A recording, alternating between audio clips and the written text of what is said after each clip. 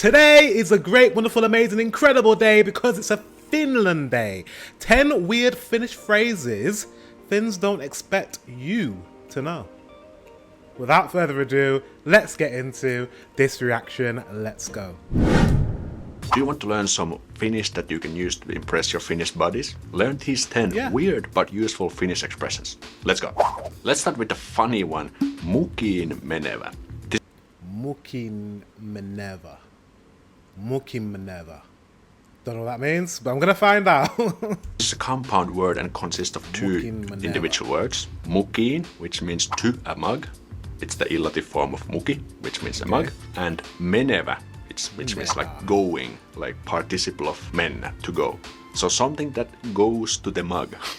What does this mean? Well, something that goes to the mug actually means something like passable, decent, or okay. For example, tää on mukiin menevä vaihtoehto. This is a decent option. Or Aaro on mukiin menevä mies. Aaro on mukiin menevä mies. A decent man. This next word is probably the weirdest on the list. Lainhuutotodistus. No, not happening. This has 3 words actually. Let's check them out. So first is line, which means of law. Huuto, which means scream, cry, or yell. And todistus, which means certificate. So what does that mean then as a word then? Line is of law, huuto, a scream or cry, and todistus or whatever, a certificate. Law, scream, certificate. What could that even mean as one word? So a scream of law certificate.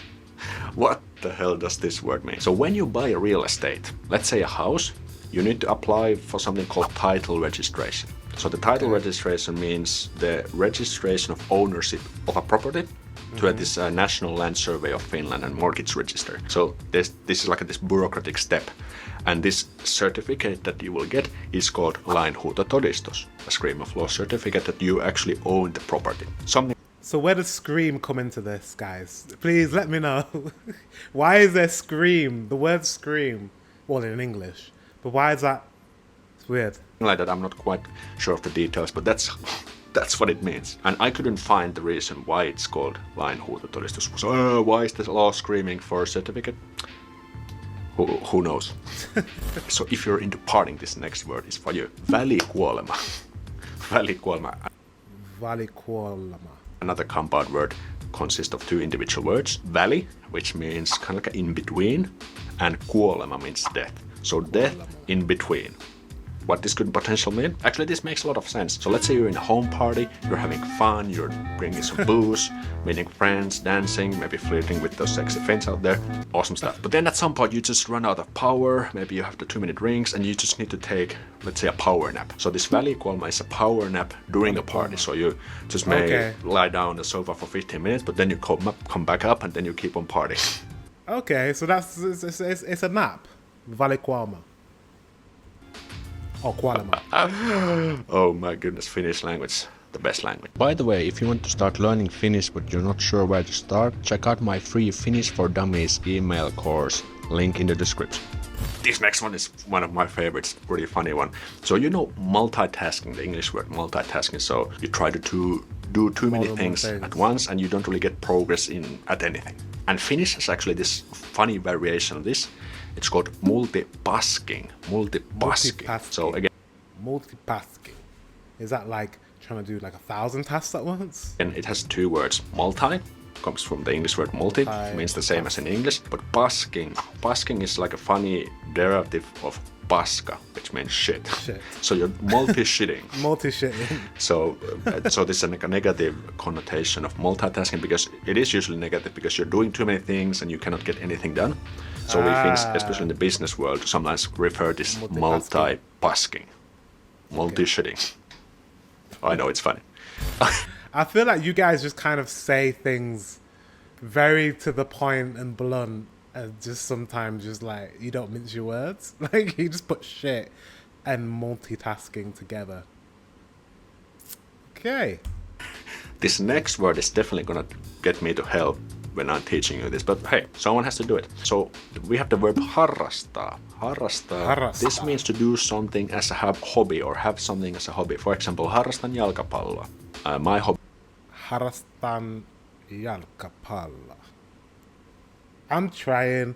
My hobby is football. Is football, or harrastan lukemista. My hobby is reading. But things get quite interesting if I have the word seksiä, which means sex. So let's say if I say harrastan seksiä, does it mean that sex is my hobby? I mean, some people do have that as a hobby. That would be funny, but actually it doesn't mean that. Answer is no. It means to have sex. But in Finnish, when we're having sex, we use the same word as it would be our hobby. Of course you do in Finland. I mean, like, I think Finns could be the only people on the planet who could refer sex as their hobby, because you know we are sometimes kind of naughty, and it's completely healthy and normal and regular stuff. It's what people do, and nudity is not either a taboo here. And the thing is that this is not even like a slang very variant. Sexually free people, aren't you, Finns? Naughty people. I don't know why I said it like that. It's very like a standard Finnish thing to say, like harrastan seksiä, to have sex, but it could mean also that I have sex is my hobby. Oh my goodness, I'm so going to hell. But hey, this is important once people use this, and in maybe English, you will that's too. what it means. Okay, this next one is very interesting because this is such a regular thing, but we actually rarely think what this actually means. It's mitä kuuluu. Mitä kuuluu? How Mitä kuuluu? Mitä kuuluu? are you? So if you want to ask someone like, how are they? You can just say, hey, mitä kuuluu? But do you know what this literally means? This is actually an intransitive verb, which means that it doesn't have like direct object, but it means to be heard. Let me give you a couple of examples. If I say, metsästä kuuluu ääniä. Metsästä kuuluu. Metsästä kuuluu ääniä. This means something like you can hear sounds from the forest, or sounds are heard from the forest. Okay. So if we ask someone mitä kuuluu, we're actually asking like what are they hearing? What are they hearing? It's actually quite an interesting way to ask someone how are they doing. But that's how it works in Finnish. That makes sense. I mean, there's a lot of ways in English where you can ask someone how they're doing without asking them how are they doing. What's up? What's going on? Yo. Yo. That's a weird word, isn't it? Y-O. Yeah, what's up? What's up? What's up? Nothing's up. Nothing's up in the sky. But that's saying, what's up? How are you? So it's the same thing, isn't it? Same thing. Of course, there are some other ways to ask, how are you? But this is one very bread and butter way. This next one is again very funny. If someone gets too cocky or arrogant, you can definitely use this phrase. And that is nousta kusi päähän. 3 words. Nousta kusi päähän. So nousta is to get up or to rise. Again, an intransitive verb. Kusi means piss. And päähän means to the head. Päähän. And it's the illative form of pää.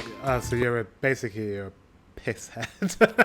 You're a dickhead. Which means head. This means that to get piss-headed, or the piss gets in their head. Practical language, this means to get arrogant. For example, if we say, Jessellä nousi kusi päähän. Jessellä nousi kusi päähän means that Jessellä nousi kusi päähän. Jesse got too arrogant. Or Jesse got arrogant, we can also say. And you can definitely use this with your buddies, maybe a little bit like slang or like this casual environment, but not with your teachers. Don't say that to them. Again, a very funny word on the list. And again, let's say if you're partying and maybe things escalate a little bit. You maybe played music too loud and the police came and they told you to go home, stuff like that. Then we can use a verb or a phrase called lähteä lapasesta. Lähteä lapasesta. This has 2 words. Again, lähteä means to go or to leave, or could also mean. And lapasesta means from a mitten. Relative form of mitten. We don't say things got out of hand. We could actually say it also that in this case we don't say things got out of hand. We say things got out of a mitten. Things got out of a mitten. For example, if we say bileet lähti lapasesta. Bileet lähti lapasesta. Lähti lapasesta. The party got out of hand. but literally it would mean the party got out of Milton. Yeah, WTF, welcome to Finland. This next one is brilliant. When things go as planned, you can use this phrase, or you succeed in something.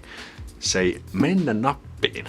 Mennä nappiin has two words. Mennä is again to go. Mennä nappiin. And nappiin means like to the button. To the button, and it's the illative form of nappi. Nappi means like button. It could mean also like a shirt button or just like any button you push. So what does this mean? It means that something went well. For example, tentti meni nappiin. Tentti meni nappiin. The exam went well. If something goes well, we just say it went to the button. I don't know why we say this. Okay. Maybe it could be some like the button, the point, the target. It hit the target. It did well.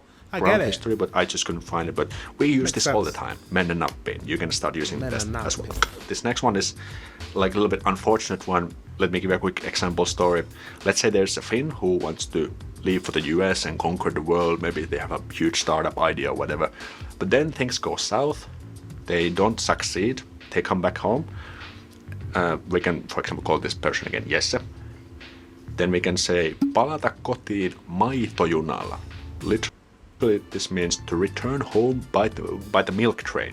So palata means to return. Kotiin means to home. Kotiin. And maitojunalla means like by the milk train. Palata kotiin majatojunalla. Mayatajunala. That was quite hard to say. To return home by the milk train. Why the milk train? Milk train is adhesive form of maitojuna. If things don't go well and you have to come back home to your home country or your home city, maybe to your parents' place, we say that you have to come home by the milk train. And I think this word originates from the war times, when some soldiers were sent to some special units, but they didn't succeed, and they were sent back to the basic unit. And during those times, they had to take this milk train that stopped at these smaller places and to get home. Okay. Something like that. But this is definitely a negative connotation. So if someone comes back with the milk train, it means that something... They failed, basically. You're a failure in life, and you have to come back on the milk train. It's kind of that. Didn't go as planned. By the way, did you know that Finnish is actually one of the easiest languages out there? I made a video about this topic. So what? He says Finnish is one of the easiest. I can say for an English speaker, and he's speaking in English, so he's obviously referring to people that speak English, Finnish is not easy. The pronunciation of things is not easy. It's not that the rules, languages have rules, that's difficult. It's not that, it's more the pronunciation of things is quite difficult. I find it more difficult than, say, Swedish or another language, or German, as an English speaker. But I think I did alright. Let me know in the comment section if I did alright. I love how you guys put like weird words together, like coming back on the milk tray. Guys, thank you very much for watching. Milk train, I said tray. Thank you very much for watching. Until the next one, I will see you very soon.